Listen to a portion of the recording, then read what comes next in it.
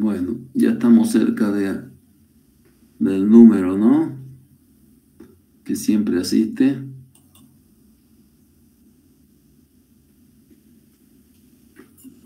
¿Me escuchan bien? Sí, doctor. Ya. Tengan bastante papel, sus cuadernos, que tengan espacio ahí para que puedan dibujar, ¿ya?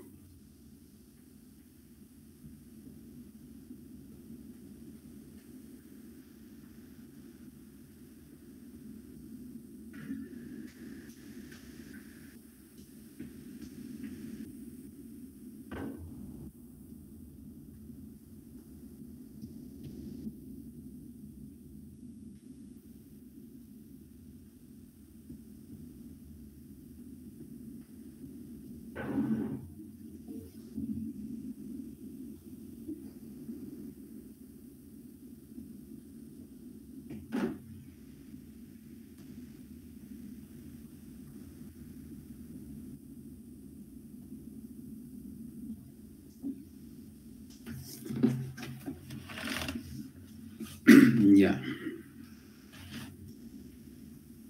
Ahora vamos a hablar de otros elementos arquitectónicos que son los surcos.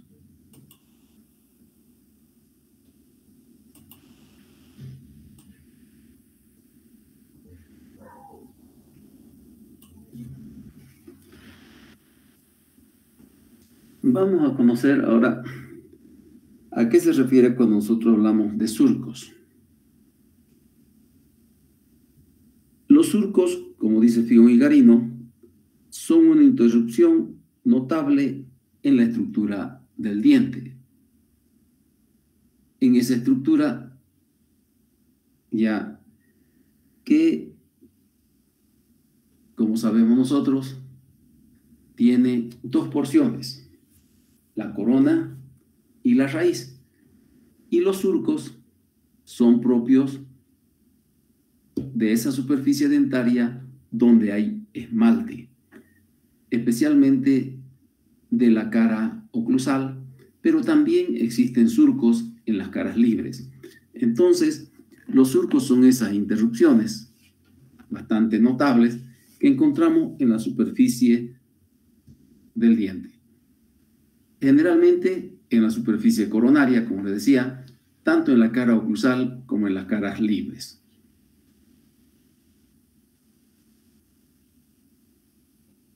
Cuando hablamos del surco y hablamos de una interrupción, significa que, y hablamos de un tejido solamente, significa que ese surco que vemos acá, estos son surcos, ¿se ve el amarillo? Estos son surcos, ¿ven? Esos son surcos. Como ven, son interrupciones que hay en esa superficie del diente, en este caso en la cara oclusal, pero también pueden existir surcos en las caras libres, vestibular, palatina o lingual. Este surco es una interrupción que se produce en el tejido adamantino, es decir, en el esmalte, ¿ya? Ahora, Figón y Garino utilizan también otro término que es la fisura. La fisura ya es otra cosa. La fisura es cuando este surco se ha hecho tan profundo que en el fondo ya aparece el otro tejido. ¿Qué tejido aparece debajo del esmalte? La dentina. ¿No es cierto? Entonces, ahí debajo del esmalte, en ese surco profundo, aparece dentina.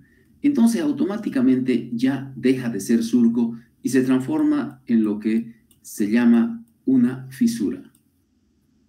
¿Ya? Entonces, esa interrupción que se da en la superficie del diente, para llamarse o denominarse surco, solamente tiene que darse en el esmalte. Cuando ese surco es muy profundo y en el fondo encontramos ya tejido dentinario, entonces deja de ser surco y se transforma en una fisura.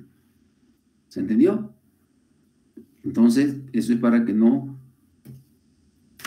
confundan un surco con una fisura. ¿Cómo se forman o cuál es el significado de la conformación de los surcos? Resulta, miré acá tengo un dibujo, ¿ya? Que es el bosquejo de un molar, de un primer molar inferior. Ese primer molar inferior tiene 5 cúspides, ¿ves? 5 cúspides. Estos 5 círculos que ven van a ser 5 cúspides. Pero son lóbulos de desarrollo, son 5 lóbulos de desarrollo. ¿Ya? Entonces aquí tengo un lóbulo, otro lóbulo de desarrollo, otro y otro. 5 lóbulos de desarrollo. Acá, los lóbulos que he marcado allá también están acá en esta figura. 1, 2, 3 y 4. ¿Ven? Lo mismo que pase en el dibujo del lado derecho, pasa en el dibujo del lado izquierdo. ¿Ya?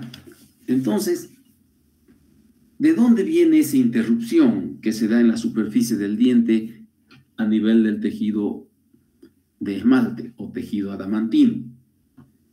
¿Y por qué a veces ese surco que se forma puede ser muy profundo y puede transformarse en fisura? El surco se forma de la siguiente forma o de la siguiente manera. Vamos a poner un color, vamos a hacerlo con rojo. Acá yo tengo lo que es en sí el inicio o el lugar donde se va a dar el inicio de la mineralización de esos lóbulos de desarrollo para formar la cúspide. Entonces, ese lugarcito que tengo aquí, si esto va a ser una cúspide, ¿qué partecita de la cúspide va a ser ese puntito que estoy marcando? Vértice. El vértice de la cúspide, ¿no es cierto? ¿Quién está despierta? Ya, doctor. ¿Quién sos vos? Karen. Mejor tu apellido primero. Méndez. Méndez Karen. Sí. ¿Qué grupo sos? B2. Ya. Entonces, fíjense, si yo estoy marcando aquí este lugar y ahí se va a iniciar la mineralización de este lóbulo para formar la cúspide, quiere decir que ese puntito que yo marque ahí, como ya lo estoy haciendo acá, ahí es el vértice de la cúspide. En esto que ya tenemos la cúspide acá formada, ahí será el vértice de la cúspide. Y acá va a ser el vértice de la cúspide ahí. Y entonces, ¿cómo se inicia ese proceso de mineralización de estos lóbulos de desarrollo para conformar la cúspide?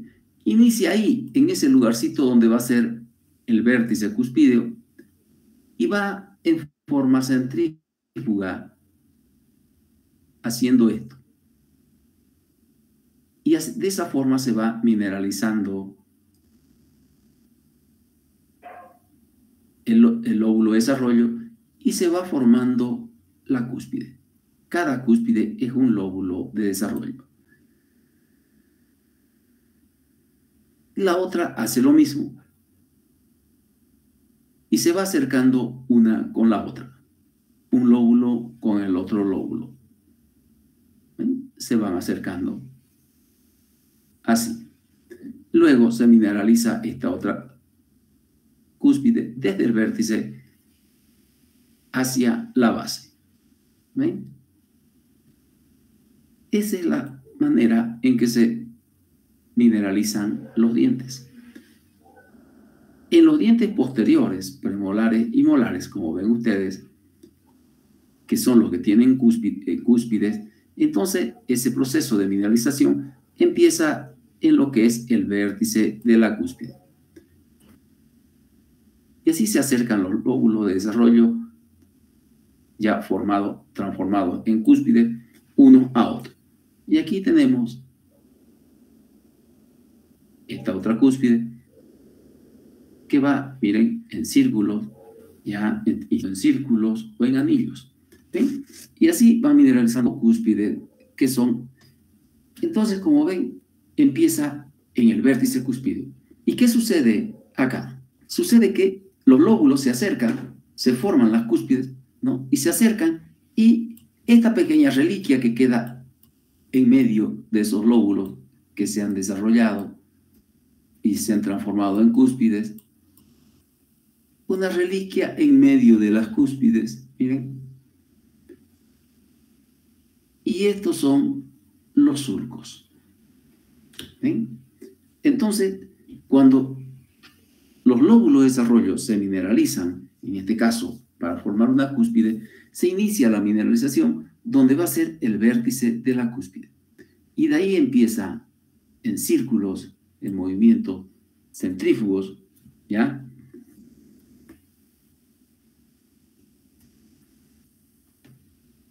Formando círculos, y se va acercando una cúspide a la otra, y esa reliquia que queda en la unión que se da entre esas cúspides ya formadas, eso es el surco, ¿ya?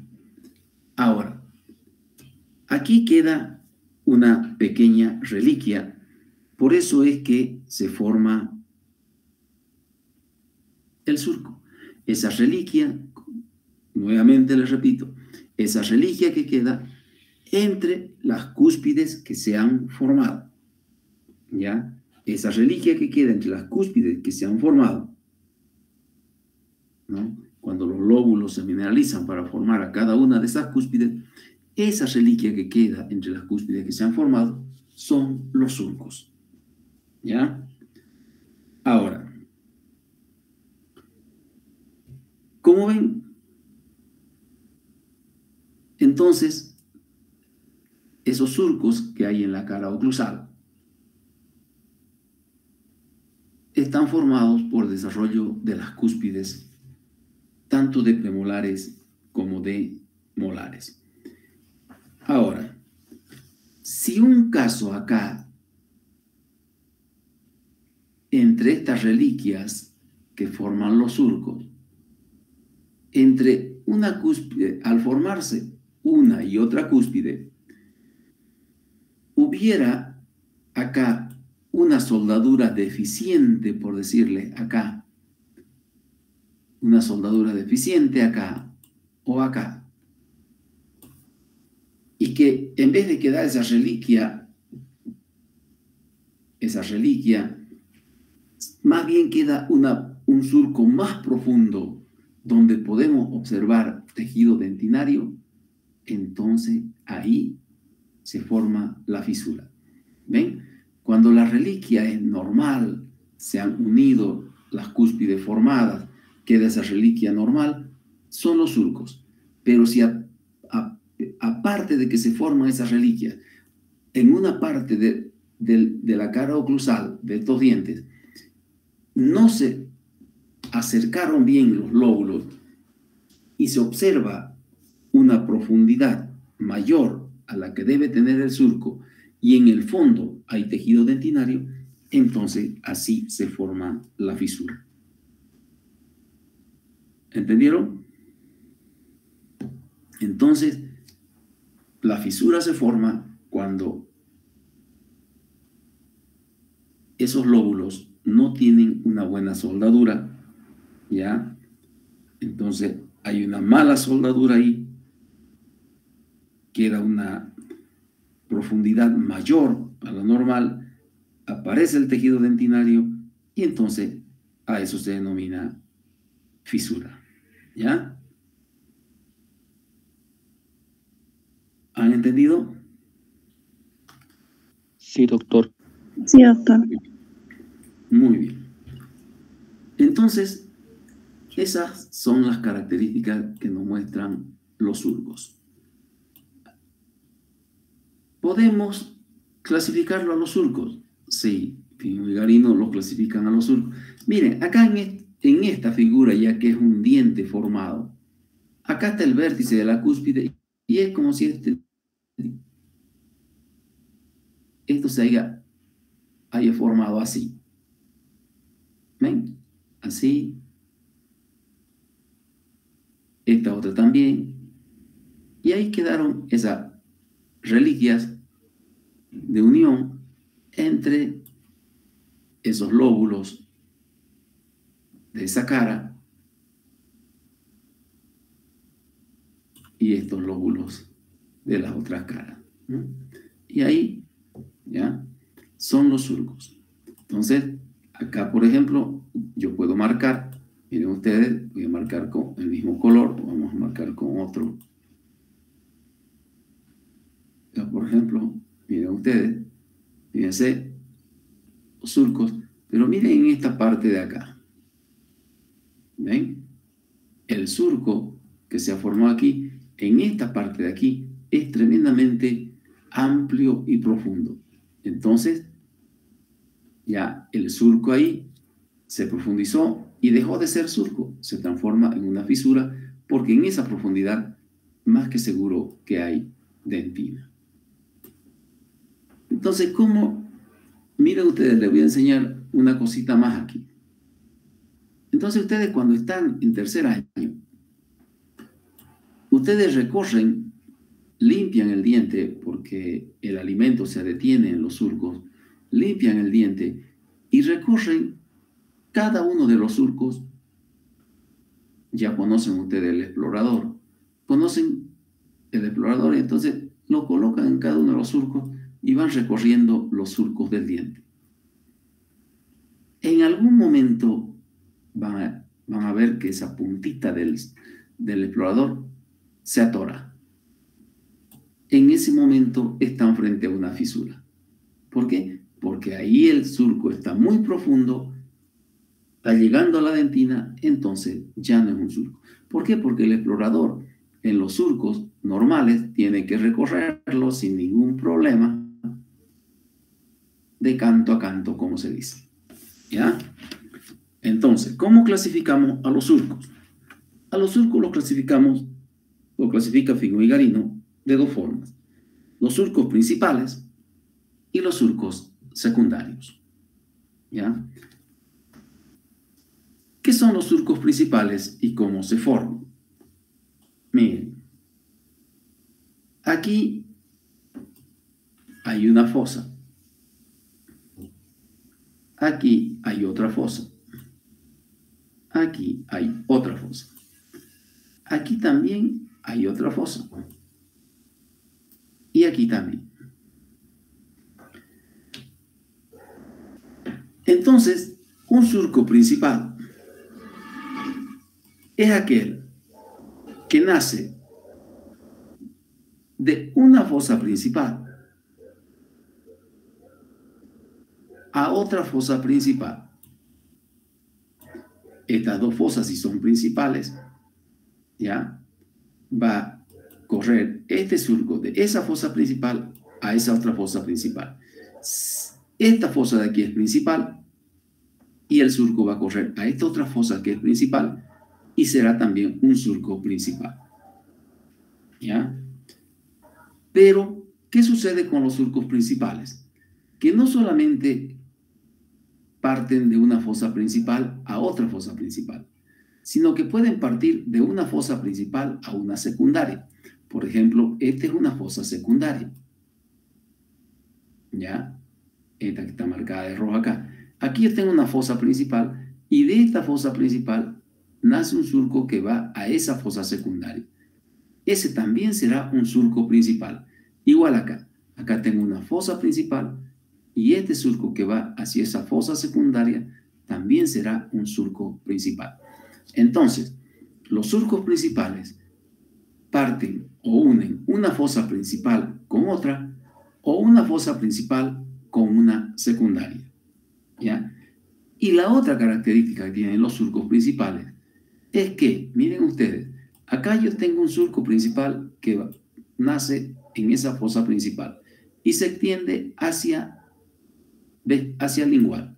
Acá tengo una fosa principal y acá hay un surco principal que se extiende hacia esa otra cara libre. ¿Ya? Fíjense entonces que los surcos principales tienen tres formas o tres lugares a donde dirigirse. Primero, de fosa principal a fosa principal. De fosa principal a fosa secundaria. Y de fosa principal y continuarse en una de las caras libres. ¿Ya? Entonces, esos son los surcos principales. Y además, miren, este es un surco principal. Este también es otro surco principal. Este es otro surco principal. ¿Y qué formamos aquí?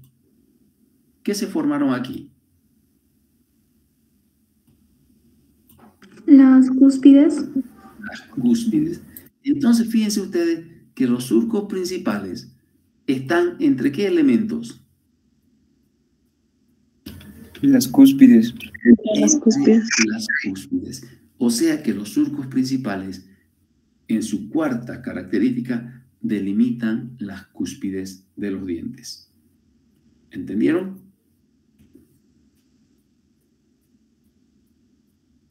¿Han entendido? Entonces, ese es un surco principal. ¿Ya? El que va de una fosa principal a otra, va de una fosa principal a una secundaria. Puede dirigirse hacia una cara libre, puede ser vestibular, palatina o lingual, terminar en ella, y puede delimitar las cúspides entre sí. ¿Estamos? Ahora, los otros surcos son los surcos secundarios. Y miren ustedes, yo acá le marqué que esta es una fosita secundaria y acá también esta es una fosita secundaria. La voy a cambiar de color a la fosita secundaria para que lo entiendan mejor. ¿Se ve el color amarillo que estoy poniendo ahí? Sí, doctor. Sí, doctor. Esas dos fositas que estoy pintando con amarillo son fositas secundarias. Pueden ver, ¿no? ¿O no? ¿Se ve el color amarillo o no? Sí, doctor. Sí, doctor. Entonces, los surcos secundarios, miren ustedes, los surcos secundarios nacen de una fosa secundaria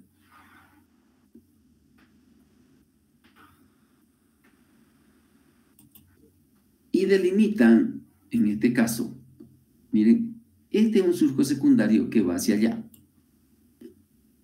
Este es un surco secundario que va hacia acá. Nace otro surco secundario hacia allá. Nace un surco secundario hacia acá.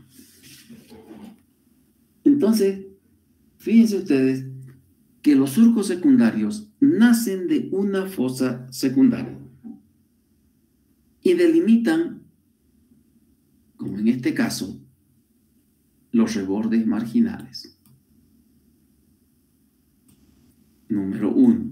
Entonces, los surcos secundarios en los premolares y molares ya nacen de una fosa secundaria y delimitan los rebordes marginales. En los incisivos, si se acuerdan el dibujo que hicieron, ¿ya? En la cara palatina de ese dibujo,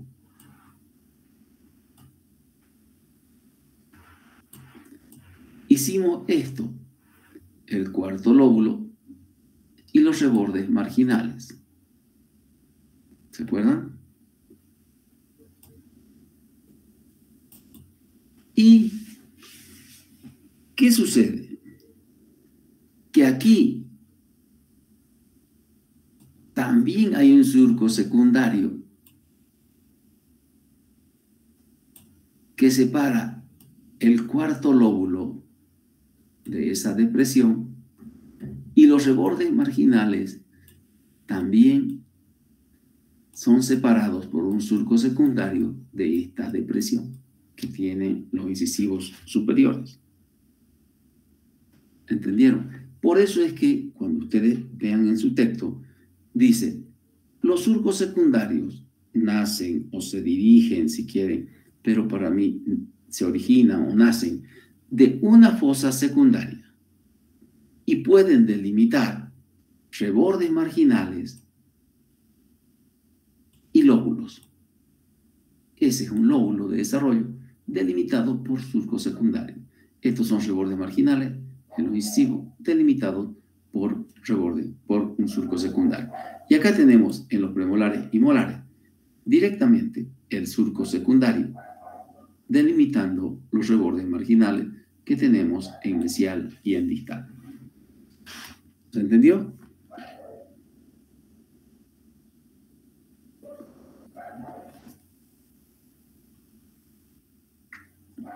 ¿Han entendido? ¿Tienen alguna pregunta?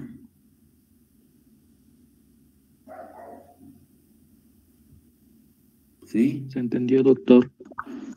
Sí, doctor.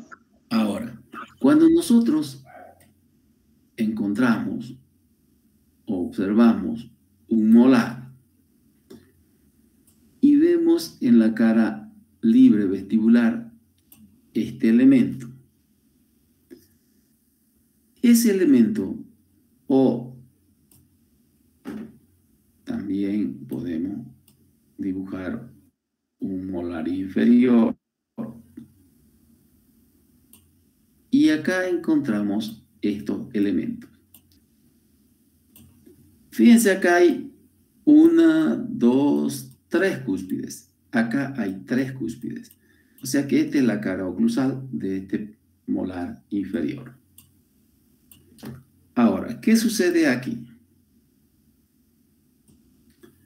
¿Ya? Sucede que este surco principal, miren ustedes, por eso les decía hace rato, los surcos principales parten de una fosa principal a otra, de una fosa principal a una secundaria, delimitan las cúspides y pueden terminar en las caras libres de los dientes. Si yo sigo este surco va hacia la cara libre vestibular. Y es este mismo surco, miren. Ahí termina en la cara libre vestibular. Y este otro surco será este otro que también termina en la cara libre vestibular. Y acá yo tengo, miren ustedes, un molar superior. Este surco de aquí termina en la cara vestibular y es este surco de aquí. ¿Entendieron? ¿Dónde es más común observar estos surcos? Solamente en las caras libres, vestibular, palatina o lingual. No encontramos estos surcos, especialmente principales, en las caras proximales. ¿Sí?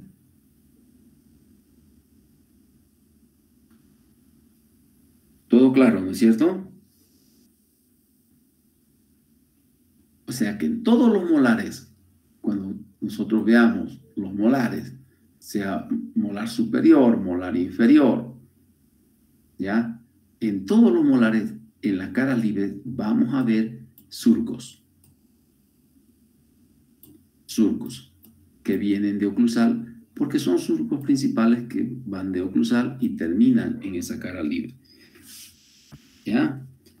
En cambio, los surcos secundarios, como les decía, son diferentes. Los surcos secundarios nacen de una fosa secundaria y delimitan rebordes marginales en los premolares y molares y rebordes marginales en los incisivos, pero también en los incisivos delimitan también los lóbulos de desarrollo, en este caso los cuartos lóbulos de desarrollo. ¿Alguna pregunta acerca de los surcos?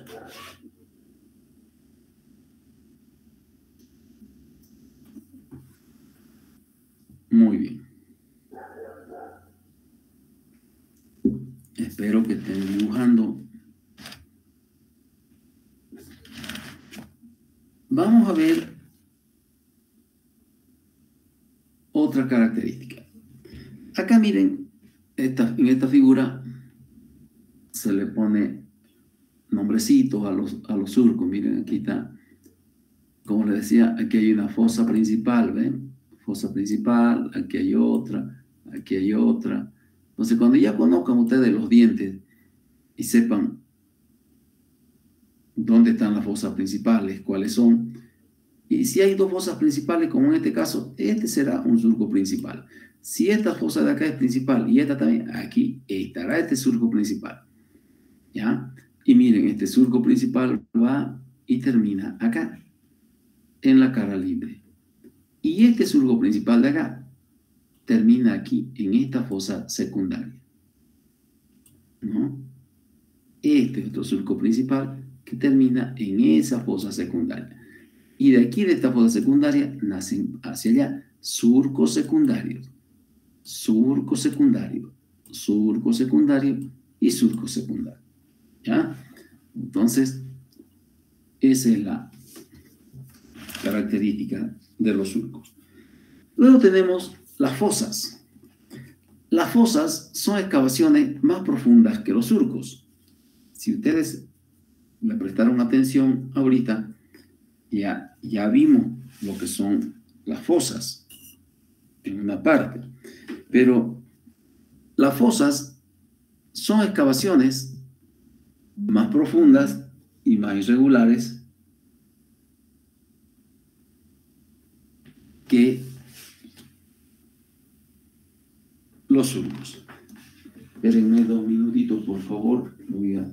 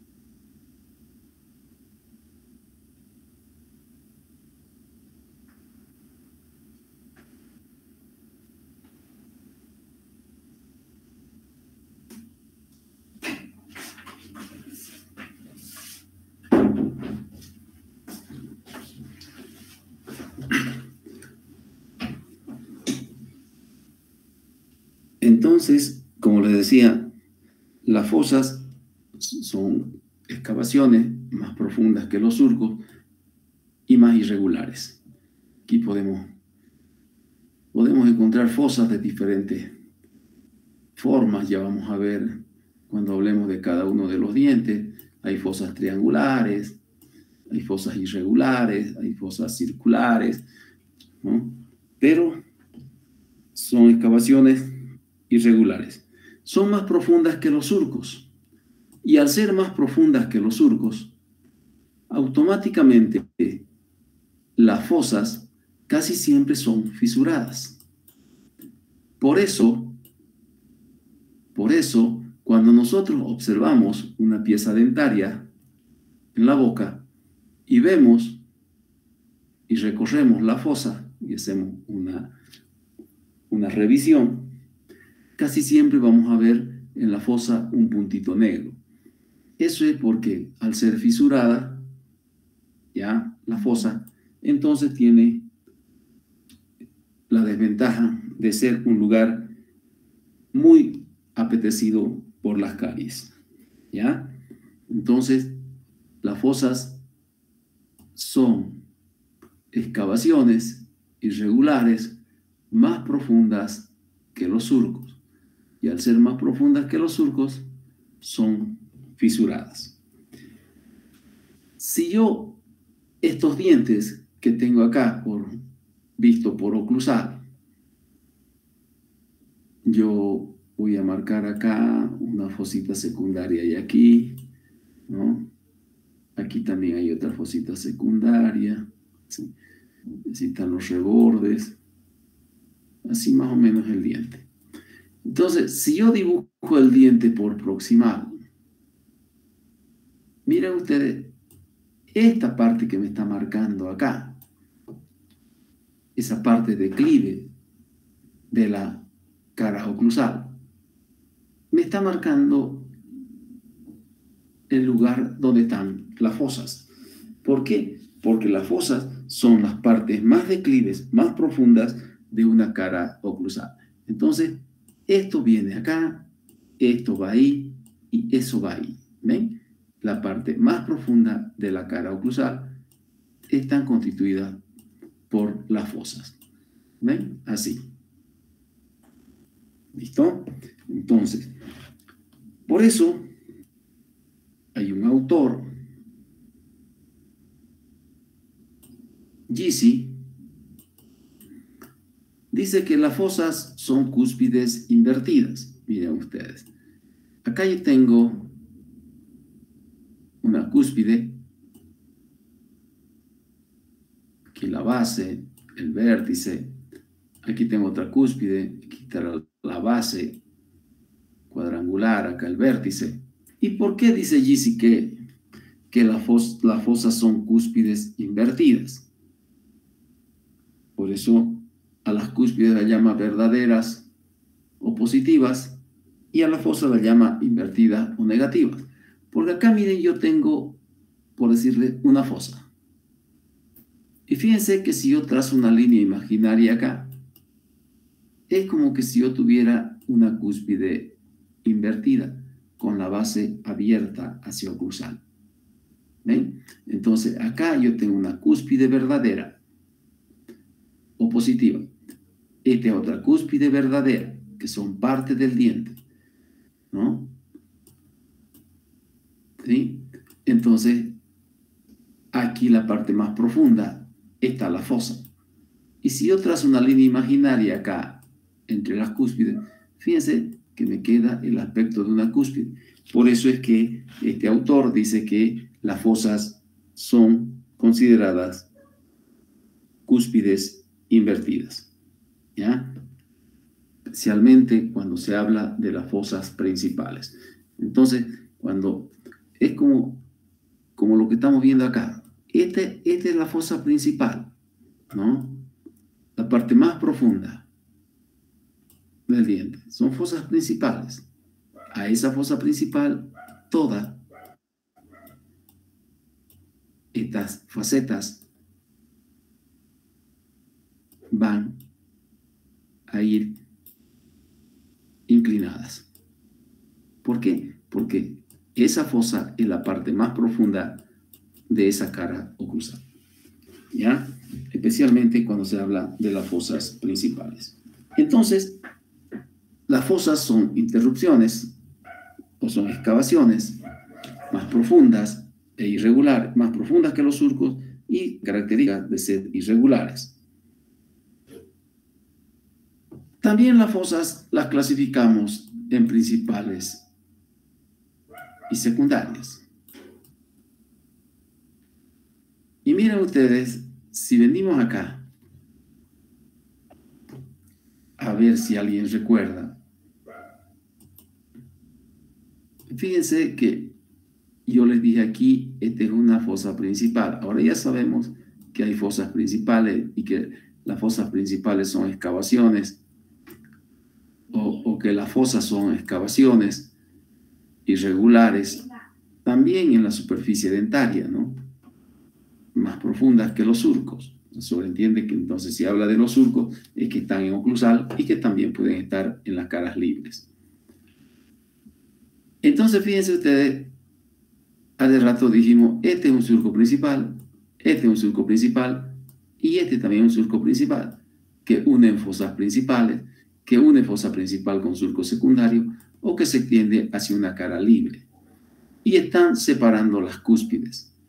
Entonces, ¿qué elementos forman a las fosas?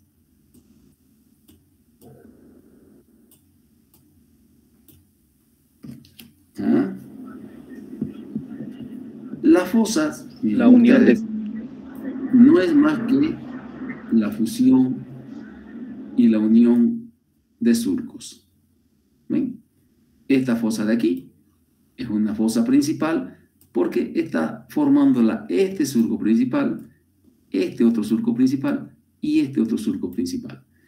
Esta fosa principal de aquí está formada por este surco principal, por este otro surco principal. Por eso son principales, porque están formadas por surcos principales. Entonces, las fosas que están constituidas por surcos principales son las fosas principales. Ahora,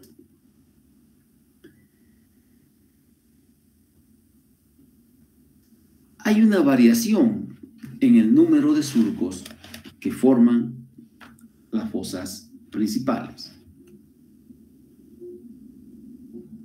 Pueden haber fosas principales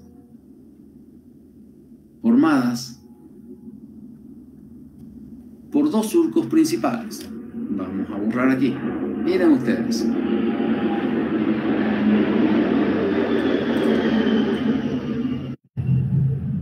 Este es un surco principal. Este es otro surco principal. Entonces aquí yo voy a tener una fosa principal formada por dos surcos principales. Acá. Dos surcos principales. Acá tengo una fosa principal. Un surco principal va hacia allá y otro surco principal hacia acá. ¿Ya? Entonces, ¿dónde encuentro fosas principales formadas por dos surcos principales? En los primeros molares superiores. ¿Ya? Esta fosa principal está formada por este surco vestibular y por este surco que va a mesial. Son surcos principales. El surco principal vestibular y el surco principal mesial. ¿Puedo considerar esta otra fosa también formada formada por dos surcos? Sí, por el surco principal que va a distal y por el surco principal que va a palatino. ¿Ya? Entonces, en los primeros molares superiores, yo encuentro fosas principales en la cara oclusal formada por dos surcos principales. Ahora, ¿dónde encuentro fosas principales formadas por tres surcos principales? Aquí, en esta figura que vemos aquí. Este es un primer molar inferior. Y miren ustedes, aquí dice FP, ¿no es cierto? fosa principal. Aquí hay una fosa principal. ¿Cuántos surcos principales la forman esa fosa principal? Aquí hay otra fosa principal. 3. ¿No? Y aquí hay otra fosa principal. Entonces miren ustedes que en el primer molar inferior, las 3 fosas principales centrales están formadas por 3 surcos principales. Las 3. Fíjense para dónde vaya. 1, 2, 3. 1, 2, 3. 1, 2, 3. ¿Dónde más encontramos una fosa principal formada por 3 surcos principales? Aquí. Aquí hay una fosa principal formada por 3 surcos principales. ¿Dónde es esto? En el segundo molar superior. En el segundo molar superior encontramos fosas principales formadas por 3 surcos principales. Entonces, en el primer molar superior, las fosas principales están formadas por 2 surcos principales. En el primer molar inferior y en el segundo superior, hay fosas principales formadas por 3 surcos principales. ¿Ya? Ahora, ¿dónde podemos encontrar?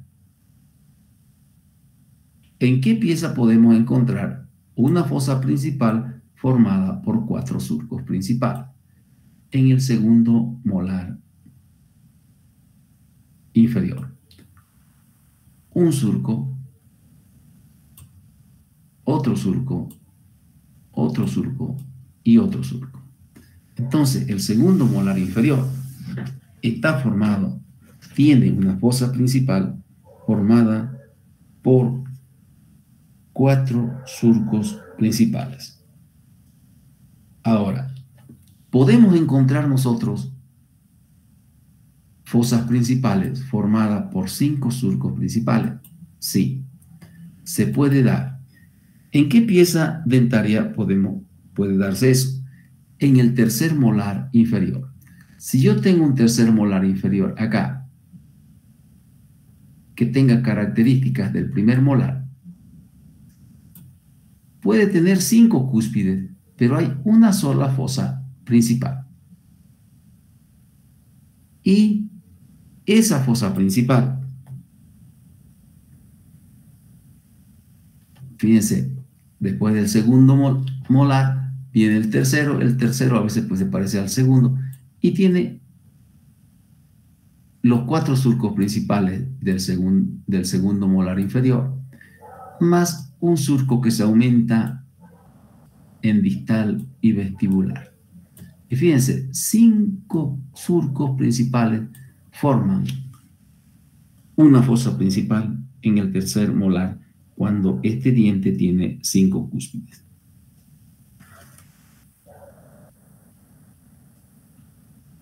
En todos esos casos, las fosas principales son formadas por surcos principales en diferentes números. Ahora, después de las fosas principales, tenemos las fosas secundarias. En este dibujo vamos a hacerlo para que lo entiendan mejor. Acá yo tengo una fosa secundaria. Y acá hay otra fosa secundaria. Entonces, ¿cómo se forma una fosa secundaria? Una fosa secundaria se forma por la unión de un surco principal y 1 o 2 secundarios. ¿Ven? Este surco principal que viene de esa fosa principal se dirige hacia acá, hacia una fosa secundaria, y en esta fosa secundaria hay 2 surcos secundarios. Entonces, esa fosa secundaria está formada por la unión de un surco principal y dos secundarios. Puede ser uno o pueden ser dos secundarios. Lo mismo acá. Es un surco principal que viene y se une acá a dos surcos secundarios y forma la fosa secundaria. Estas fosas secundarias, ya de ahí viene su nombre, porque son más pequeñas y menos profundas, menos amplias que las fosas principales. ¿Han entendido? Ahora, vamos a ver estas características que los libros nos las cuentan a veces. Entonces vamos a ir acá.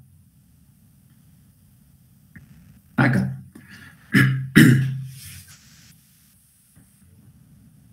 A ver, veamos el razonamiento que tienen ustedes. Como les digo, el libro no habla nada de esto, pero lo pone a pensar a uno. Aquí yo tengo la cara oclusal de un premolar, sea superior, sea inferior, no importa. Acá yo tengo una cúspide y acá tengo la otra cúspide. ¿Qué surco es el que separa las cúspides? ¿Qué se llama ese surco? El surco Principal. Surco principal. Entonces miren ustedes, a ver, razonemos. Aquí entonces estas fosas, estas cúspides, perdón, están separadas por un surco principal. ¿Sí? Ahí está el surco principal. Pero resulta que este premolar tiene acá el reborde marginal delimitado por surco secundario y otro surco secundario, un surco secundario y otro surco secundario. Entonces, tenemos un surco principal y tenemos los surcos secundarios que delimitan los rebordes marginales. ¿Qué tipo de fosa se forma en el premolar? Fosas. Una Una fosa fosa secundaria. Solamente los premolares, cuando tienen dos cúspides, miren, solo hay fosas secundarias, no hay fosas principales. ¿Entendieron? ¿Por qué? Porque hay un surco principal y ese surco principal se une a dos secundarios que delimitan los rebordes marginales del premolar. Y al unirse con esos dos surcos secundarios, se forma una fosa secundaria. Entonces, en los premolares, cuando tienen dos cúspides o son bicuspídeos, solamente hay fosas secundarias. En los premolares, donde hay más de dos cúspides, ahí recién aparecen las fosas principales. ¿Se entendió? Sí, doctor. Ya. Entonces, en todos los premolares que tienen dos cúspides, no hay fosas principales, son fosas secundarias. Luego, en los molares, tanto superiores como inferiores, nosotros encontramos un tipo de fosa muy interesante. Este es un surco principal que viene de oclusal. ¿Ya? Y en la mitad de la cara libre vestibular, este surco principal termina en una fosa. Este es un surco principal que viene de oclusal. Y aquí termina en una fosa. Este surco también alguna vez puede terminar en una fosita. Esta fosita, miren ustedes, se forma ahí la fosita, ahí termina el surco principal. Pero miren ustedes, no hay ningún otro surco. ¿Ya? No hay ningún otro surco. Para decir, esta es una fosita secundaria, no hay otro surco. Miren. O para decir, es una fosita principal. No hay más surcos. Ahí termina el surco y ahí está la fosa. Miren.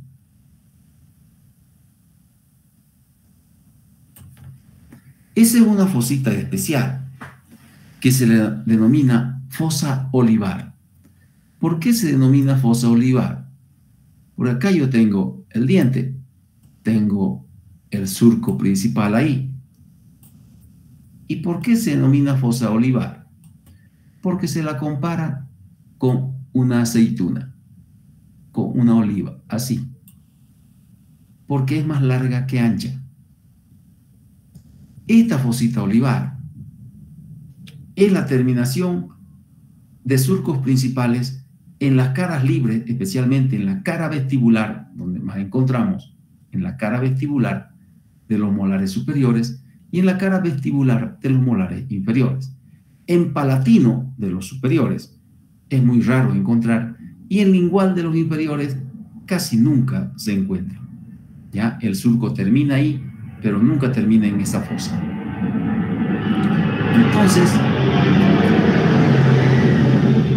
Entonces, en las caras libres donde vamos a encontrar esto es en las caras vestibulares. En las palatinas o linguales es muy raro encontrar, en las linguales muy difícil de encontrar. Excepcionalmente podrían encontrar, pero muy raro. Generalmente es en vestibular. Miren ustedes, yo acá tengo un molar inferior, lo vamos a dibujar todos del mismo lado para que lo entiendan mejor. Ya, acá es mesial, por si acaso, para todos los dibujos que voy a hacer. Acá tengo el segundo molar superior y acá puedo tener el tercer molar superior. Todos estos pueden tener ese surco así. Este es el primer molar inferior. Este es el segundo molar inferior. Y acá puedo tener el tercer molar inferior, que puede tener la forma del primero o puede tener la forma del segundo, indistintamente. Así. Y acá, miren ustedes, tenemos los surcos.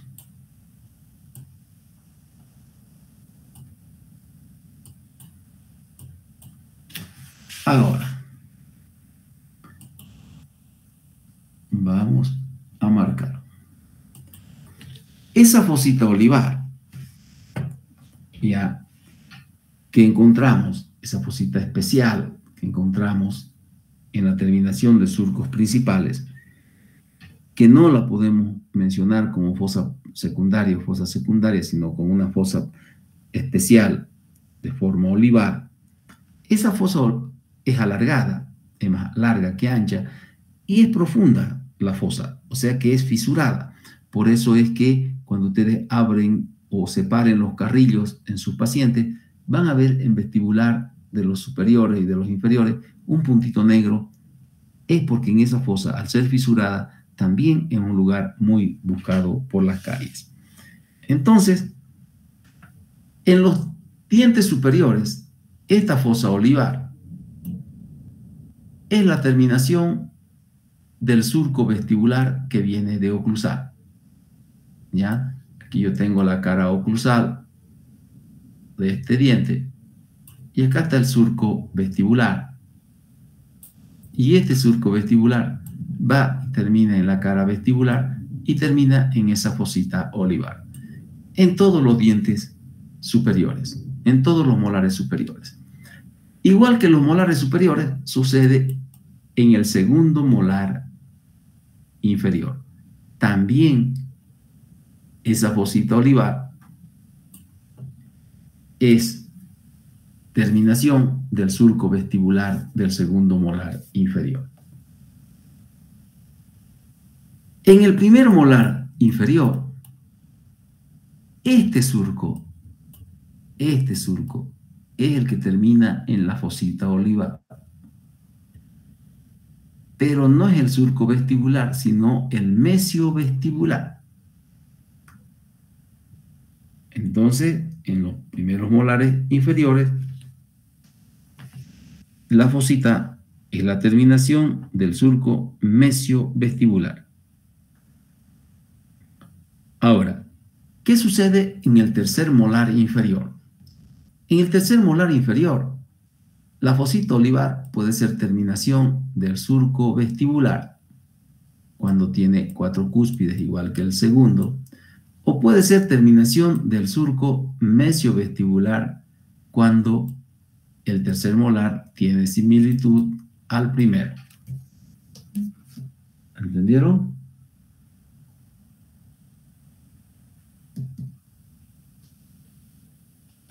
¿Han entendido?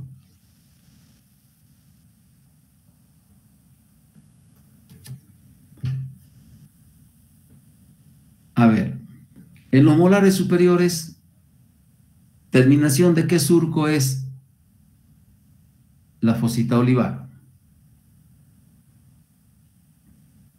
Del surco vestibular. El surco vestibular. En los molares superiores sucede lo mismo que en el segundo molar inferior. ¿Ya? También es la terminación del surco vestibular. ¿Ya? No se olviden que el segundo molar inferior, le hice ese rato un dibujo y tenía una fosa principal formada por 4 surcos principales, así. Y este surco que va a vestibular es el que termina en esa fosita olivar. En el primer molar inferior, como hay 3 cúspides vestibulares, ¿ya? Vamos a ir más atrás, un poquito aquí. Este es el surco mesiovestibular. Miren, va, y este surco es el que termina en fosita olivar, no este. Este es el disto vestibular, ¿ya? Y en el tercer molar se dan las dos situaciones. Si se parece al primero, la fosita olivar está en el surco mesiovestibular, y si se parece al segundo, la fosita olivar está en el surco vestibular. ¿Ya? Esa fosita olivar, fíjense ustedes, acá es cervical, acá es oclusal, siempre está equidistante de vestibular, de oclusal y cervical, perdón, ¿no? Y como les decía, esa fosita olivar generalmente tiene fisuras. Esa característica tienen las fosas. Y esa fosita está en la porción coronaria. O sea, cuando se pregunta cuánta fosa tiene tal pieza en la corona, esa fosa hay que contar. Como ven, no hemos dibujado ninguna cara palatina y ni una cara lingual. ¿Por qué? Porque es muy raro encontrar ahí, especialmente en las linguales, muy difícil. Es una excepción encontrar. Solamente en las caras vestibulares de estos dientes que hemos visto. ¿Ya? Entonces, cuando uno pregunta cuántas fosas hay en la corona de un diente, tienen que incluir a esta fosa especial o a esta fosa olivar. Cuando uno pregunta cuántas fosas hay en la cara oclusal de tal diente, tiene que contar cuántas fosas hay en esa cara oclusal. ¿Ya? ¿Por qué? Porque estamos hablando solamente de la cara oclusal. Miren acá, ¿no? Tendrían que contar cuántas fosas hay en estas caras oclusales. ¿Ya? Pero si se pregunta de la corona, entonces tienen que incluir a esta más que está acá. Esas son las formas de razonar para tratar de entender la anatomía dentaria. ¿Alguna pregunta?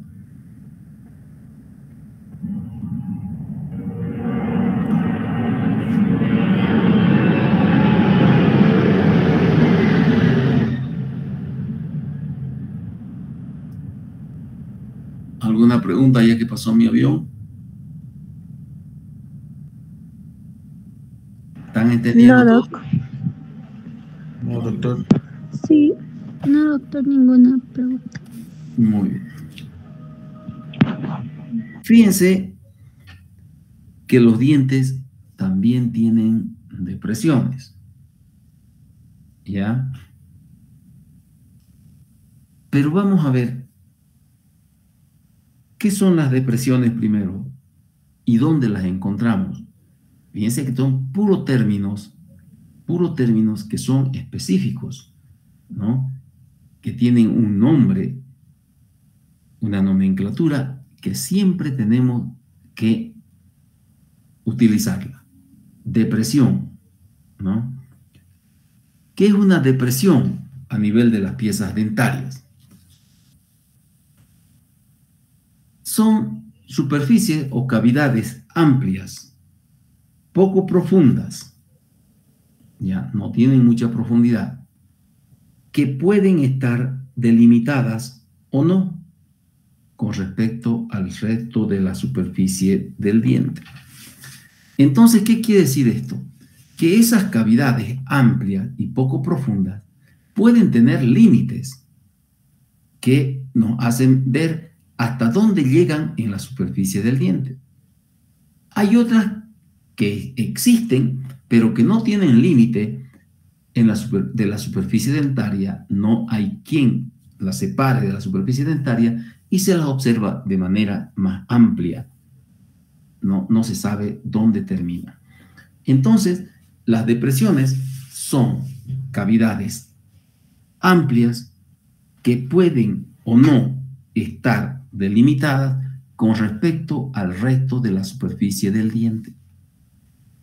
¿Ya? Entonces, pueden o no estar delimitadas, quiere decir que algunas tienen límites y sabemos dónde terminan y otras no podemos decir dónde empiezan y dónde terminan.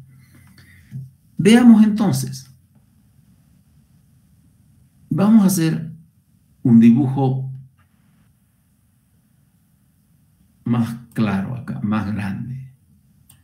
Yo tengo, por ejemplo, la cara palatina del incisivo.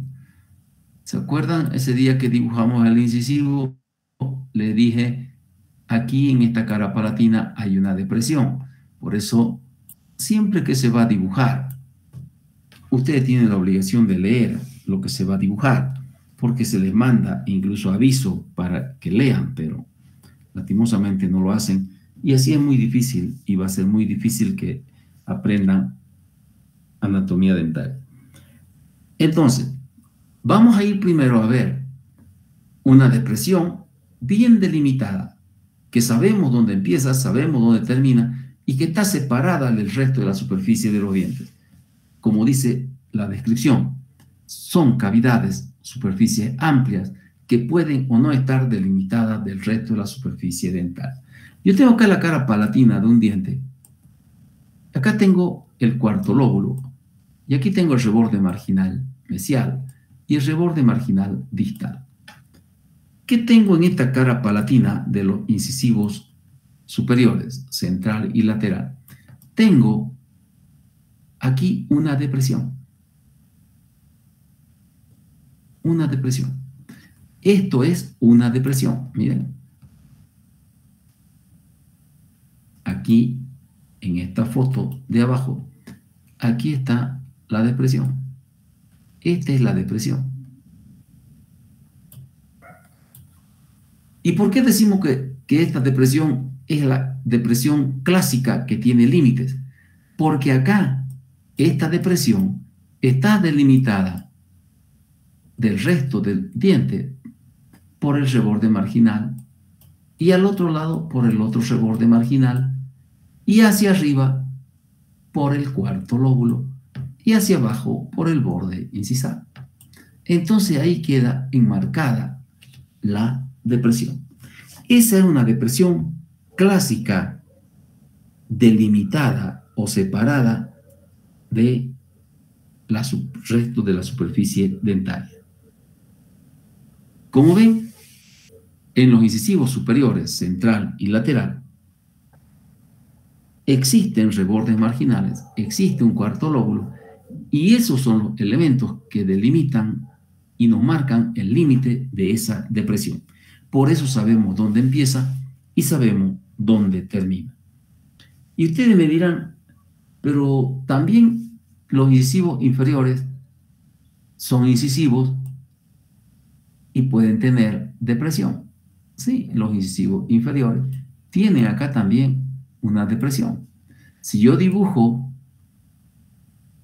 un incisivo inferior acá, ¿qué sucede con ese incisivo inferior?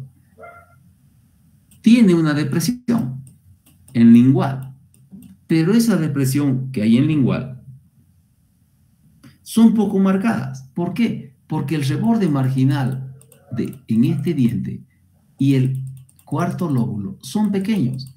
Entonces, no tienen una demarcación bien definida. Existe la depresión aquí, existe en los incisivos inferiores, pero los elementos que la delimitan no son tan marcados como en el superior. Entonces, por eso es que la muestra o el ejemplo claro de una depresión bien delimitada son los incisivos superiores. Los incisivos inferiores tienen depresión, pero no es tan marcada como en los superiores porque los elementos que la rodean no son muy marcados, al igual que en los incisivos superiores. Ahora, ¿dónde más encontramos depresiones? Depresión hay acá, miren, acá. Ahí hay una depresión. En la cara distal del canino proximal distal del canino inferior. En la cara mesial de los premolares superiores. En la cara mesial de todos los molares, tanto superiores como inferiores. En la cara palatina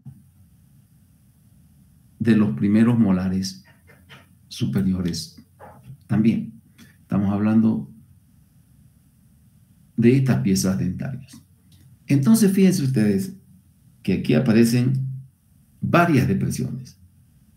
En distal del canino inferior, en mesial de los premolares superiores, ¿ya? En mesial de todos los molares y en palatino del primer molar superior. ¿Qué piezas no mencioné? No mencioné Caninos. No mencioné los caninos superiores, Premolares.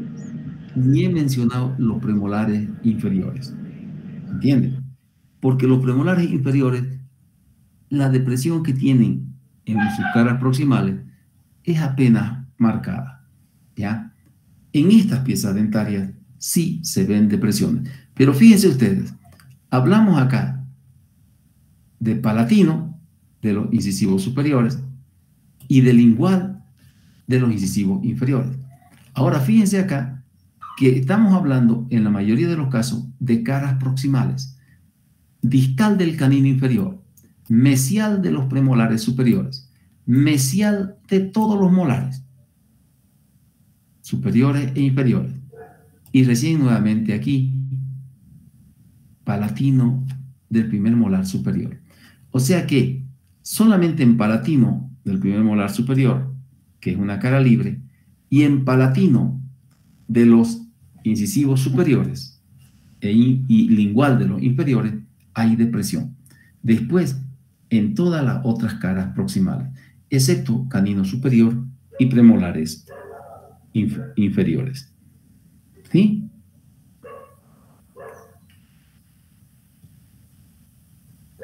Ahora, todas estas depresiones, fíjense ustedes, están en la corona. Todas las depresiones están en la corona. ¿Ya? Fíjense esta depresión de aquí. Es la terminación de este surco que viene de oclusal, del surco palatino. Ahí se forma la depresión, donde termina el surco palatino. Y luego de esa depresión, miren, termina el surco ahí, se forma la depresión, y esa depresión hace que se forme un canal que se extiende en la raíz. Y en todos los dientes pasa eso, miren. Todas las depresiones que hay en la corona se continúan con un canal en la raíz. Se continúan con un canal en la raíz. Se continúan con un canal en la raíz. Se continúan con un canal en la raíz. ¿Sí? Acá también, miren, está la depresión, se continúa con un canal en la raíz. ¿Se entendieron? ¿Sí? Entonces, todas las depresiones que hay en las caras, en la corona, en las caras proximales de la corona, todas terminan o se continúan con un canal radicular. También la depresión que hay en palatino del primer molar superior se continúa con un canal en esa raíz palatina. ¿Estamos? ¿Han podido anotar? Ahora, fíjense esta figura. Esta figura corresponde una parte a lo que hemos visto en los surcos. Vamos a ver por qué. Y ahora se lo voy a explicar aquí, pero corresponde al tema de los surcos. Resulta que vimos nosotros cómo el proceso de mineralización se daba en forma centrífuga, ¿no? Y se formaban los surcos por las reliquias que quedaban al constituirse las cúspides y al acercarse cada lóbulo de desarrollo. Y ahí se formaban los surcos. En los dientes anteriores también se da un proceso de mineralización.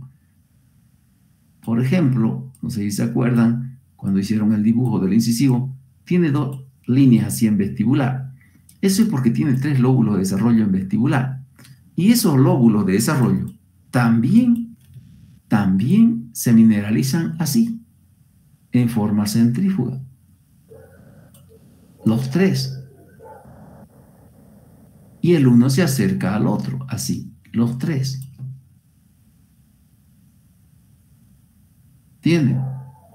Pero ¿qué sucede en los incisivos, caninos y premolares? En vestibular de esos dientes. Que la unión de estos lóbulos, o como dice Figueroa Garino, la coalescencia de estos lóbulos de desarrollo, es absoluta, es perfecta. Y no queda reliquia, no queda surco, sino que quedan unas pequeñas depresiones. Por eso nosotros en vestibular de los incisivos, caninos y premolares dibujamos estas pequeñas líneas. Son pequeñas depresiones, ¿ya? Que quedan como resultado de la unión perfecta que se da entre los 3 lóbulos de desarrollo vestibular o vestibulares en los incisivos, caninos y premolares. ¿Entendieron? Entonces, esta partecita, así como la decimos aquí, también de la misma forma pásenla al lugar donde hablamos de los surcos. ¿Ya? ¿Por qué? Porque en los incisivos, caninos y premolares no hay surcos en vestibular? Porque no se da la misma situación que en oclusal. En oclusal queda una reliquia. Miren cómo la naturaleza, Dios la hizo tan perfecta, que acá queda una reliquia que forman los surcos. En cambio, en vestibular de los incisivos, caninos y premolares, no queda reliquia.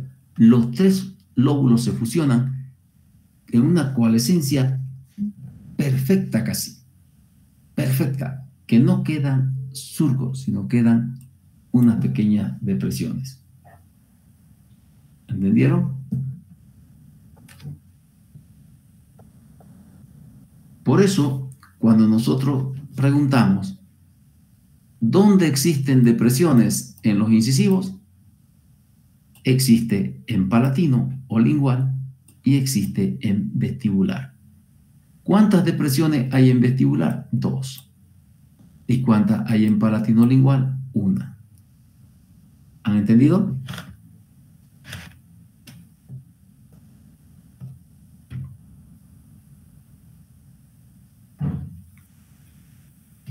Cada vez que ustedes dibujen un incisivo, cuando dibujamos el incisivo o cuando tallamos el incisivo, van a tener esas 2 depresiones.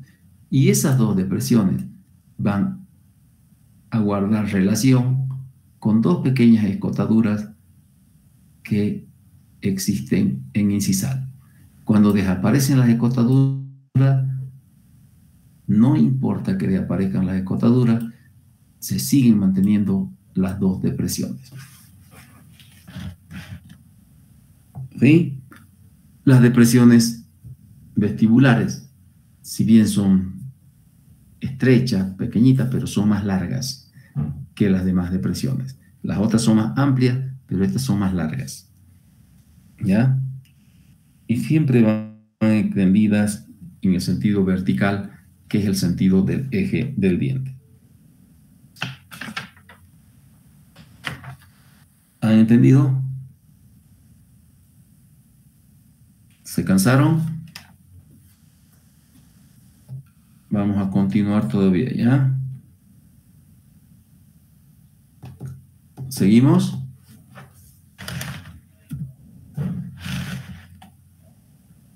¿Qué pasó? ¿Se fueron? No, doctor. No, doctor. ¿Se está escuchando bien todavía? Sí, doctor. Sí, doctor. Por eso les pregunto si quieren continuar o ya se cansaron. ¿Ah? Es que es larguito el tema y yo quiero dejar una parte para la clase presencial, pero si ustedes quieren lo dejamos ahí y mañana a las 9, una horita más avanzamos, no sé, depende de ustedes. Para que el martes terminemos en presencial, y podamos dibujar. Depende de ustedes. Sí, o directamente el martes nos vemos. el martes, doctor. Ya. El martes entonces lleguen temprano porque ya saben que desde esta semana ya no va a entrar nadie, es tarde. ¿Recuerdan, no? Ya hemos quedado en eso. ¿Sí? Sí, doctor. Muy bien. Que tengan buena noche. Lean para ir el martes. Porque si acabamos rápido, nos queda unos 40 minutos, van a dibujar, ¿ya? Así que lleven todo su material también. Está bien, doctor. Que le vaya Está bien, bien. doctor. Hasta luego. Bien, doctor. Hasta luego. Hasta luego, doctor. Hasta luego, doctor. Buenas noches. Doctor. Muy bien, buenas noches a todos. Buenas noches. Buenas noches, doctor. Hasta luego. Buenas noches, que les vaya bien.